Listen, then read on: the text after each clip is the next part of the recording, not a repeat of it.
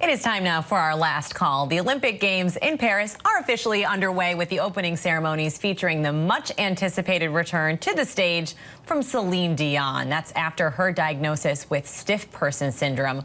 The legendary singer performing at the base of the Eiffel Tower in the rain. The ceremonies also featured performances by Lady Gaga, who was floating down the Seine River. Other boats showcased athletes from various countries, including, of course, Team USA, led by flag bearers LeBron James and Coco Gauff. Even Snoop Dogg was seen earlier in the day carrying the Olympic flame through a Paris suburb.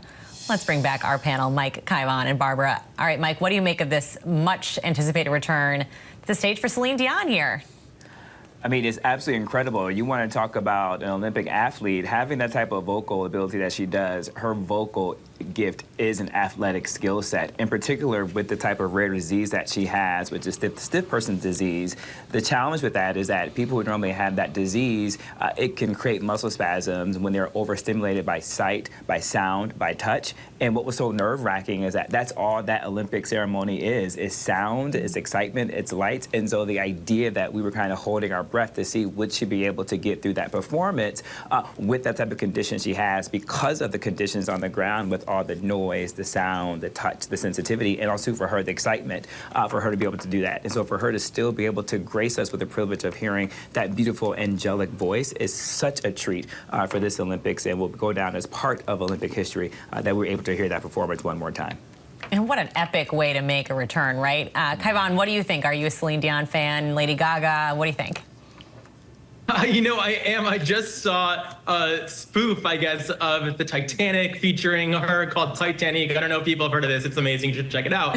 But also fun to see Snoop Dogg. You know, my best joke for this was I hope Team USA smokes the competition. You know, it's been a long week, so that's what I'll leave you with. Honestly, it's better than I got right now. Barbara, last call over to you. Well, I'm just so glad to see everything go off safely after the beginning of the day. Is a little, threatening. So I think we'd all just pray that it's a very safe Olympics, and just like we want to have our elections safe this year. So great spectacle and nice and safe. Sobering note. Gotta say, who's watching this weekend, Mike? I don't know. What's your favorite event? Who's like?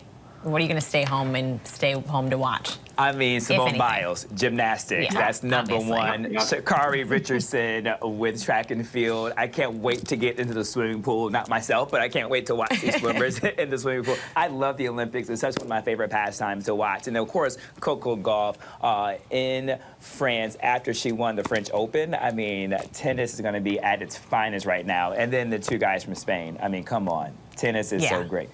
Yeah. So much to cheer for. This is my son's first Olympics where he's like able to watch TV, so I'm very excited to introduce him to. I mean, how can you not introduce him to Simone Biles? Too exciting, right? Come on. That's our last call, guys. Thank you so much for being here on this Friday night, Olympics opening ceremony night. Mike Muse, Kaivan Trapp, and Barbara Comstock.